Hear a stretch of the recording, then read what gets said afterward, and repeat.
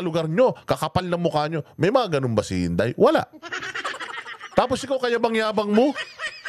District 6 pa lang, kung makapagsalita ka, kala mo naka-condominium kayo lahat dyan? Kala mo napaangat nyo buhay ng lahat ng mga constituents nyo dyan?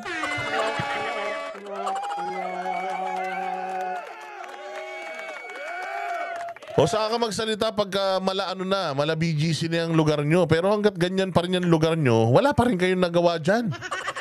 O hindi nyo pa rin naiangat ang buhay ng mga tao dyan. Nakapag-ayuda lang kayo.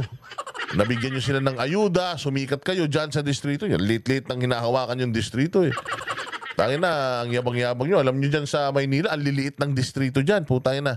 Kung ikukumpara mo yung distrito sa inyo, sa distrito sa Quezon City, tangin na, baka matai kayo kung mga distrito sa Quezon City hahawakan nyo, lalaki ng distrito sa Quezon City. Kakaramputan distrito nyo, hindi nyo pa nga naiahon sa kahirapan yung mga tao dyan eh. O saka na kayo magyabang ha, kapag mala Duterte na yung mga nagawa ninyo. Eh yung mga Duterte nga, dami-dami nagawa sa bayang Pilipinas, yung tao nagsasabi ng mga ginhawang ginawa nila eh. Tapos kayo, kayabang-yabang nyo. Sinasagot lang natin to ha, baka naman ikaw, Benny Abante, baka naman mapikon ka na naman. Baka patawag ka na naman ng hearing dahil lang dito ha, binabatikos nitong anak mo, ang mga Duterte, o di dapat open din siya to criticism. O, kung ano yung sinasabi niya, binabalik lang natin sa kanya. O, sige. Para bastusin, para siraan ang aming congressman naglilingkod ng tapat at totoo na walang pinipiling panahon. Wow, putang ng ganda. Siniraan ba ni Inday Sara tatay mo? Question. Ano ang sinabi ni BP Sara sa tatay mo na ikinasira niya? Yung paglalabas ng picture ni BP Sara na nakalabas yung dila ng tatay mo? Bago ka magalit kay BP Sara, pagalitan mo yung tatay mo, anong ginagawa nung picture niyang ganun sa social media? Anong purpose? Anong maitutulong sa Pilipinas nung paglabas ng dila niya sa social media? Ako, sabi ko nga sa iyo eh, pinapatawag na kami sa Kongreso dahil sa aming mga opinion patungkol sa mga nasa gobyerno. Pero never ako nagkaroon ng picture na nakalabas ang dila ko. Never. Yan ang pag nakita ng bata, putangin na, masama talaga ang iisipin. Pag nakita ng ibang tao, masama talaga iisipin. Lalong-lalo na kung taga-ibang bansa, ay congressman yan. Ay pastor yan. Tapos may mga ganyan. Bago ka magalit kay Inday Sara, magalit ka muna sa tatay mo. Walang maipapakitang ganun si VP Sara kung hindi ginawa ng tatay mo yan. Besides, the only thing VP Sara did was to show that picture. So anong sinisiraan ng tatay mo dahil sa picture na yon? Kung nasira ang tatay mo dahil sa picture na yon, eh siya sumira sa sarili niya.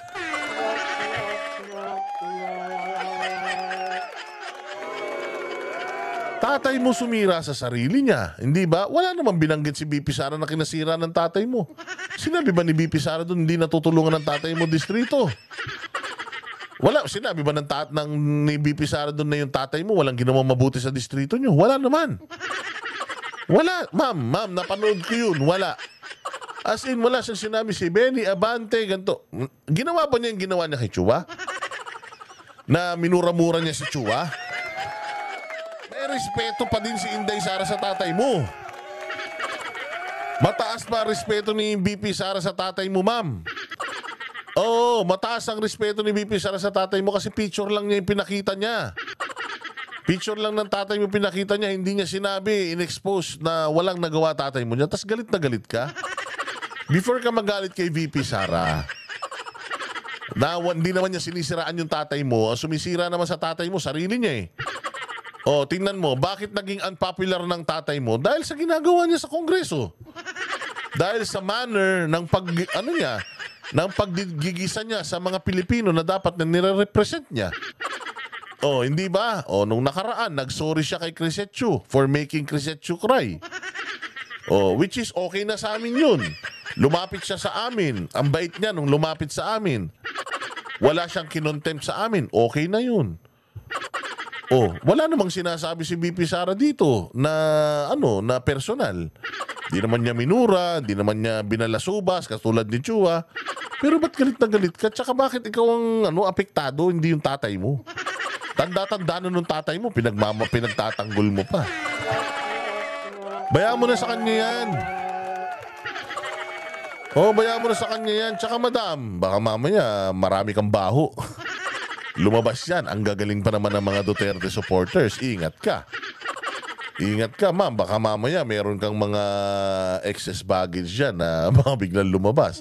Utangin na, magsisi ka. Be careful what you wish for. You cannot be fighting with the future president, ma'am.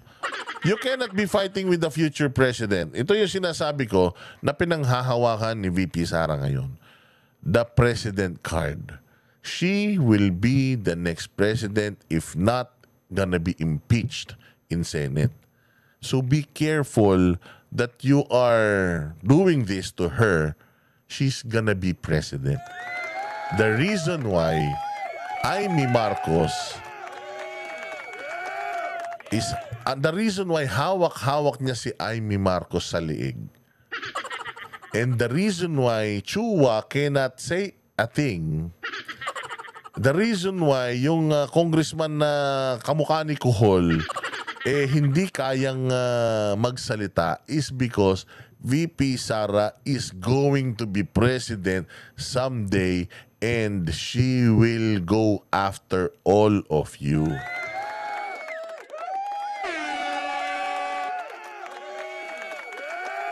Na lahat ng mga ginawa ninyo sa kanya hindi niya yun nakakalimutan. Okay, so madam, just focus on your candidacy diyan sa pagkakonsehal sa distrito nyo. And maybe someday, you will be congressman. Napapalit sa tatay mo. Yung kapatid mo, tumatakbo din. Isang pamilya kayong mga politiko na. Di ba? Isang pamilya kayong mga politiko na. So, okay lang yan. Karapatan nyo yan. Pero again, do not make a fight na hindi nyo kayang ipanalo because mga Duterte ito. And again, 32 million na Pilipino ang bumoto rito and she could have been the president. Now, she's embracing the fact na she will be president this coming 2028. She will be the next president of the Philippines. That is why as early as now, she's asserting it. Pinakikita niya na yon and she's kumbaga ginagampanan niya na yon. Yung na yan, yung political shift na yan. And she's gonna collect friends and she's gonna destroy enemies as early as now. And sino may kasalanan? Bakit naging ganyan si VP Sara? Ang may kasalanan, yung grupo ng tatay mo, ng mga congressman dyan sa Maynila. Kaya nga dyan siya unang nanalasa eh. Pinakikita lang ni VP Sara, ito makinig ka, baka hindi mo naiintindihan. What VP Sara is showing us now is ito yung mga bagay that defined me now. And mind you, when I am president, putang ina nyo, patay kayo lahat sa akin. And no abante of the 6th District of Manila can stop that. Wala, hindi nyo kayang ihinto.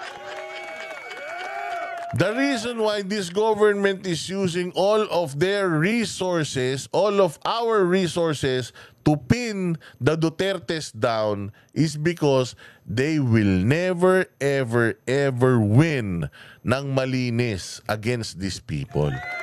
So, madam, huwag ka nang dumagdag. Ina-advisean kita ngayon na kung gusto mong sumikat, this is not the proper way na sumikat. Gumawa ka ng mabuti sa distrito mo, hindi mo na kailangang magsalita ng ganyan. Oo, maniwala ka. Itong mga Duterte, hindi nila sinasabi kung ano yung mga nagawa nila sa Pilipinas. I did this, I did this, I did this. Wala silang ganun. Look at how the people rally behind them. Ang mga ginawa mo, yun ang magsasalita, hindi ikaw mismo. Oo, kaya madam, kung may nagawa ka dyan, let the people tell other people na may nagawa ka dyan. Hindi dapat ikaw yung nagbubuhat ng sarili mong bangko. And madam, wala kang dapat ikagalit. Only what Inday Sara did was showed the picture of your tatay na nakalabas ang dila. So if there's someone who should be blamed for that, it's not VP Sara. Tatay mo yan. O sabihan mo tatay mo na kapag may hawak na cellphone, wag picture ng picture sa sarili. Sabihin mo tatay mo na, pa, ano ka ba naman? Tanda-tanda mo na. Naglabas-labas ka pa ng dila doon. Parang di ko alam kung anong ginawa mo. O ang talas-talas ng dila mo doon. Ang lapit-lapit pa nung camera. Anong ginawa mo doon pa?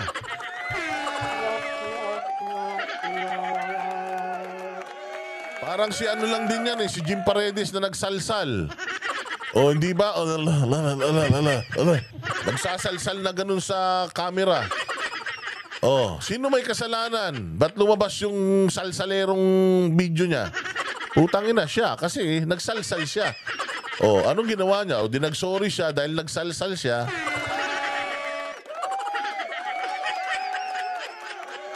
Oh, kaya nga, pagka may mga bahong itinatago, wag na masyado maingay. Baka mamaya umalingasaw yan.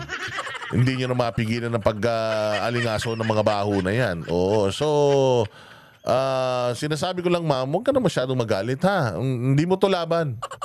Oo, tsaka this is above your pay grade. Hindi mo kaliga si BP Sara, madam. Malayo, maniwala ka. At para sa mga tao na hinayaan sa kanilang entablado tumayo ang isang bastos at walang respeto, tama lang na hindi ka naging presidente ng Pilipinas. Labo. At sa mga taga-distrito na pinayagan ang pambabastos, tama lang na hindi naging presidente. Putangin ng yan. Labo. Magbibitaw ka lang ng bars, wala pang kwenta. Besides, hindi talaga siya tumakbo. Hindi kasi siya patay gutom sa kapangyarihan katulad nyo. Hindi talaga siya tumakbo pagka-presidente. Saan ka makakita, niligawan ng buong Pilipinas para mag-presidente, tapos hindi tumakbo? Alam mo tawag doon? Walang pakialam sa politika. Walang paki. Ang problema, ngayon, may pakialam na siya. O, kaya nyo ba siya? Ngayon na may pakialam na siya. Kaya nga sinasabi ko, ayaw ni VP Sara yung, hindi kasi sila mayabang Ayaw nila yung parang, ikaw ang gusto ng tao. Parang very much in denial sila. Hindi nila ginagamit yung mga tao Do you see Inday Sara going dun sa EDSA People Power na nakaraan? Nakita mo ba siya na tumatayo sa mga entablado, sa mga rally ng mga Pilipino? Hindi. Why? Ayaw niyang gamitin yun. Kasi hindi siya epal, katulad ninyo. Pero ngayon, sabi niya, with what's happening, yung tatay ko nakakulong na I will be next, yung mga kapatid ko tinitira na din. So gusto nila talaga kaming ilaglag. So I guess, gumagawa na ng way ang langit para i-embrace ko talaga itong role na ito. Because sa ayaw ko at sa hindi, mantakin mo, ayaw kong tumakbong presidente, ginugulpi nila ako. Wala akong kainti-interest dyan sa pagiging presidente. Iniiwasan ko yan Yan ang sumira sa pamilya namin, yung pagiging presidente ng tatay ko. Mantakin mo, ginawa ng tatay ko lahat, tapos binababoy. So ayaw ko nun So kahit anong iwas ko, anong pagsasabi ko sa kanila na hindi nga ako tatakbo, ayoko nga, pinipilit pa rin nila akong i-drag doon sa gulo na yan. So it's as if yung langit na mismo ang gumagawa ng paraan for Inday Sara to embrace itong to embrace itong kanyang pagiging presidente. Kaya ngayon, na-realize ni VP Sara na this is it. I should really be doing something for the survival of my future, of my generation. Kasi ikukulong kami lahat ng to. Tatanggalan nila ng nanay yung mga anak ko. Yung mga apo, kami, tinanggalan nila kami ng ama. Tinakulong nila si Duterte. So, hindi ako papayag. Now, I will use, at least lalaban ako, and now, i-embrace ko na yung fact that I will be president someday, and as early as now, I will assert it, papakita ko sa kanila yon, bahala sila sa buhay nila, sure ako. Pag hindi nila ako tinantanan, come 2028 at ako presidente, putang ina, uubusin ko lahi nila. Nandoon na si VP Sara sa mode na yon. That is why Amy Marcos submitted to her. Kahit binababoy niya si Amy Marcos sa mga yung rally na yan, wala nang magawa si Amy Marcos kasi tanggap na ni Amy Marcos na pucha, ito talaga, magiging presidente to someday. Kasi, kaya yung tatay mo, yung mga ibang congressman, kaya nga sila nakikipag-collaborate kay Martin Romualdez because Martin Romualdez wants to be president. At least, itong mga congressman na ito, sumasama pa sila kay Martin Romualdez doon sa kanyang. Pero, with what's happening now, yung mga pagkakamali ng gobyerno, alam ko yan na sooner or later makikita or ngayon pa lang nakikita na ng mga kumakandidato kung gaano sila ka-unpopular dahil sa ginagawa ng administrasyon. So ang pagdikit sa administrasyon na ito ay somewhat parang isang ketong. Parang isang ketong na noon proud ka pero ngayon dirindiri na sila sa'yo, dirindiri ka na rin sa mga ginagawa. Kaya ngayon tatay mo bumait na eh. Bumait na yung tatay mo. Sa Congress, ang bait na nung tatay mo. Hindi ba? Pero ito nga yung sinasabi ko sa'yo, madam, na laban na hindi mo kayang ipanalo. By 2028, you can be the congressman na or baka konsihal ka pa rin dyan o baka mayor ka na ng Maynila. Pero presidente na si VP Sara noon. So sigurado ako isa ka na lang din sa mga naninikluhod at humihingi ng suporta sa presidente nung mga panahon na yan. Okay, klaro. Tsaka madam, wag mong sabihin na tama nga na hindi siya naging presidente. Kasi talagang kami, tuwan-tuwa, na hindi siya naging presidente. Kasi, tinan mo kung naging presidente si Inday Sara, vice president niyan, sigurado si Bongbong. Kung vice president niyan si Bongbong, ang Speaker of the House si Martin. So, imagine, kung yung dalawang magpinsan na ugok na yan, i-impeach din nila si VP Sara. Matatanggal si VP Sara. Tapos anong mangyayari? Magiging presidente si Bongbong Marcos. That's 3 years. Dadayain nila eleksyon, magiging presidente ulit siya sa 2028. So imagine 9 years. Kaya okay na sa amin na hindi siya naging presidente ngayon. Kasi at least nakita namin na dahil sa ginawa kay VP Sara, nalaman namin sino yung mga congressman kasama tatay mo. Nalaman namin kung sino yung mga traidor sa bayang Pilipinas. Nalaman namin kung sino talaga yung mga kalaban. Nalaman namin kung sino yung mga magaling lang sumuporta, mga balimbing. Magaling lang sumuporta pag nasa kapangyarihan pero pag wala, nakalaban na. Nakilala na namin ngayon. So at least dahil hindi naging presidente si VP Sara, nalaman namin lahat ng modus operandi nila. Pag naging presidente si VP Sara, alam niya na kung sino yung mga pagkakatiwalaan niya at matututo na siya sa aral ng nakaraan. And which is soon she will be president. Patay kayo ngayon. Anong masasabi ng ibang mga kongresista diyan sa sa statement ni VP Sara? Ito tingnan natin ng mabilis kung anong masasabi nila. Pasok. Pinanatan ni Vice President Sara Duterte ang ilang kongresistang nag-imbestiga sa kanyang confidential funds. Sagot naman ng mga mambabatas, ayaw na nilang patulan ng anilay negatibong pangangampanya. Oh, bakit? Ayaw nyo ng patulan. Bakit noon, hindi nagsasalita si BP Sara, yak-yak kayo ng yak-yak. Ngayon, na pinagmumura kayo sa mga tahanan nyo mismo, putang ina, ayaw nyo na mag-engage sa negative campaigning. Ba't ganun? Ba't ganun? Ba't nung natatapang nyo? Bakit nung pumalag na yung binabanat-banatan ninyo, bakit hindi na kayo pumapalag? Huwag ganun. Sobra naman yan. Ng bise, nasa frontline balitang yan si Marian Enriquez. Bumuelta ang ilang kongresista sa mga patutsada ni Vice President Sara Duterte sa kampanya sa Maynila noong nakaraang linggo. Ang pinunteriya ng bise, pawang mga re-electionist na nag-imbestiga sa kanyang confidential funds. Ibibigay ko itong apple na ito kay Apple Nieto. Ma'am, saksak mo ito sa bibig ni Apple Chua hanggang sa kanyang lalamunan hanggang siya ay mamatay. Okay lang.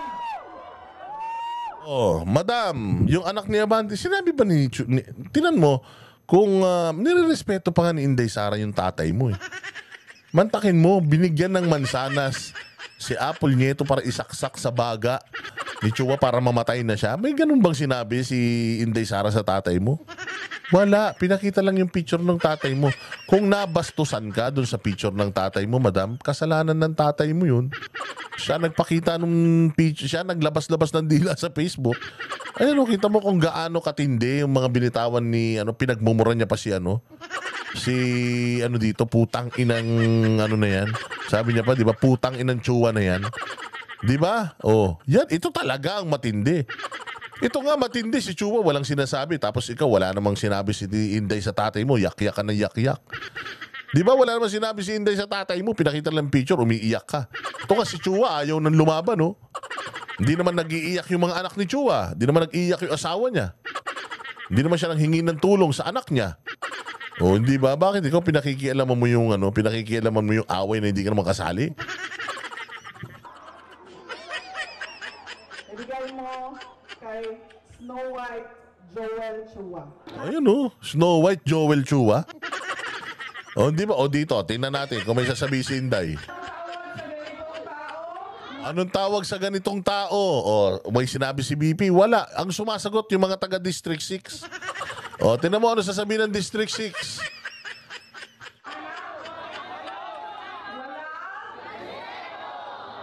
O, di ba? Sinong sumagot?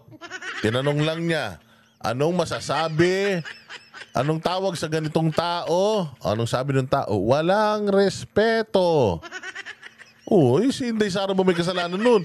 Yung tao nagsalita, hindi naman si Inday Sara. Tapos nagagalit ka. Ba naman yan, te? Oh, ulitin natin. Si House Committee Klaro yan ha, walang respeto. Ang sumagot yung tao. Tapos nagagalit ka kay Inday Sara. Yan ang sinasabi ko. Pag may mga baho kayong tinatago, wag kasi kayong mayayabang. Ay, yayabang nyo eh. Kayo itong mga mababantot. Oo, tapos ang yayabang nyo. Tingnan nyo to, parang asong maamon tupa. Puta, parang maamon tupang nagdamit demonyo. Basta nakafocus lang ako sa kampanya sa lungsod. Hindi po tayo Government Chair susuong sa negative campaigning dahil wala naman po itong may tutulong sa ating mamamayan. Utangin na ka, naisip mo ba yan? Eh yung ang ginagawa ninyong pamumulitika sa mga Duterte, wala naman na itutulong yan. Kita nyo nga galit na galit ng mamamayan, mga gunggong kayo. Anak ng tinapay, yan ang sinasabi ko, Joel Chua. Isang beses pa na naging congressman, yumabang na kasi. Tanginakala, walang katapusan ng kapangyarihan eh. Oh, ayan, ngayon, sinusuka ka ngayon sa distrito mo, matatalo ka, mananalo si Apple Nieto. Putangin na yan. Ano tsura mo ngayon? Putangin na yan. Oh, paano na? Oh, wala ka na ngayon kapangyarihan, wala na ayuda, wala na AIX, wala na AKAP. Oh, di ba, Joel Chua? Tawag kasi masyadong mataas ang tingin sa sarili, ha? naman at Manila 3rd District Representative Joel Chua, sinabing nakafocus siya sa kampanya at hindi susuong sa negative campaigning. Wala naman daw kasi itong maitutulong sa mga mamamayan. Wala eh, kaya bang-yabang nyo nun. Nung hindi pumapalag si BP Sara, suntok kayo na suntok. Ngayong lumaban na si BP Sara, putya, patay na. Si Manila 2nd District Representative Rolando O ito pa, tayo na si Bentong. Kahit araw-arawin pa nila sana ko panlalait sa akin sa liig ko, sa tiyan ko. Putang ina naman kasi, bakit naman ang laki-laki ng tiyan mo? At saka ng liig mo, wala ka ng liig. Hindi ka na pwede magkwintas. Oo, pag nagkwintas ka niya, parang ano nila, kasabit na sa tenga mo yan.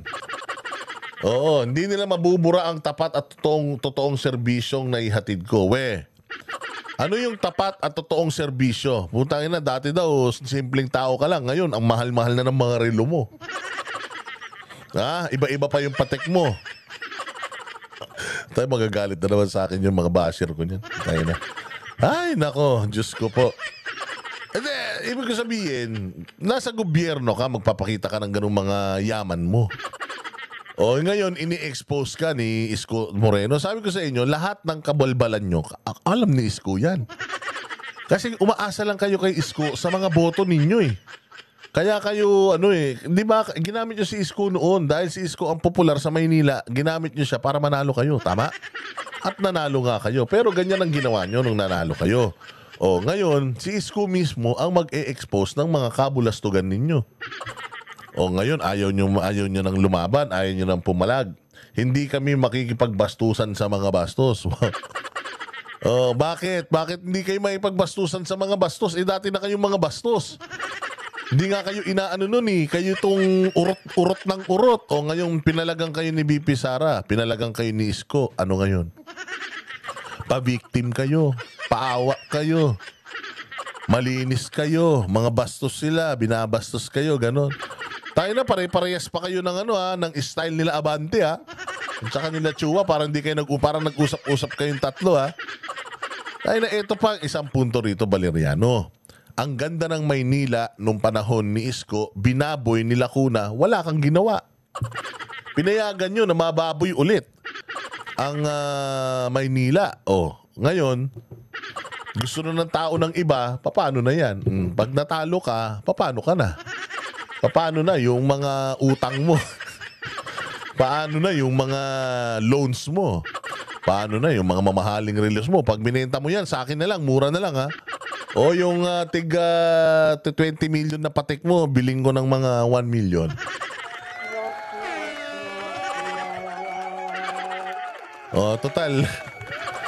Total, buwis naman ng Pilipinas yata yung niyan. Buwis naman yata ng Pilipino yung pinambili nyo dyan. Yata baka sabihin mo na naman, gagalit ka na naman. Sige, diretso. Valeriano na nag-privilege speech at umudyok sa kamera para imbestigahan ang confidential funds ng bise. Sinabing kahit pa araw-arawin ni na VP Sara at Isko Moreno ang panlalait sa leeg at tiyan niya, hindi raw nito mabubura ang tapat at totoong serbisyong naihatid. Wala ka naman daw, may liig ka naman daw kasi dati. Maliit naman daw ang tiyan mo noon. Nung naging congressman ka, nawalan ka na ng liig, lumaki pa tiyan mo. Para ka nakipaghabulan ka daw kay Jinggoy. Kaya nga bakit? Busog na busog ba? Tatanong lang. Niya sa ikalawang distrito ng Maynila, hindi raw siya nakikipagbastusan sa mga bastos. Wala pang pahayag si Manila 6th District Representative Benny Abante. Hirit naman ni ACT Teachers Party List Representative. Jesus, putangin na mo. Wala kang na itong tsahin ni ni Claire Castro. Wala kaming pake. Bobo ka. Hindi ka marunong mag-English.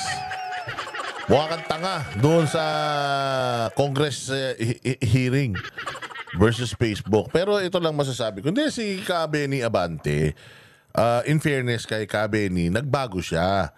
Siguro na-realize niya na putya mali din yung mga ginagawa niya at nararamdaman niya na ngayon yung pagiging unpopular. And sabi nga ni Banat Bay, di ba, meron siyang intel na halos hindi na nga din daw lumalabas ito, hindi na rin daw umaatin ito sa mga meeting de avance, sorties. Kasi nga, medyo na galit daw talaga yung mga taga Maynila sa ginawa nila at ginagawa nila, na instead of focusing sa mga proyekto ng Maynila, o instead of focusing sa mga distrito nila, parang masyado yata silang tumambay sa pamumulitika. Sabi ko nga sa inyo, dumaan kayo dyan sa may Santa Ana. Tingnan nyo kung ano ba, yung bang lugar na yan is something na kung ako politiko, magiging proud ako na distrito ko. Ako pa naman lumaki ko sa subdivision. Lumaki ako sa mga Central Business District.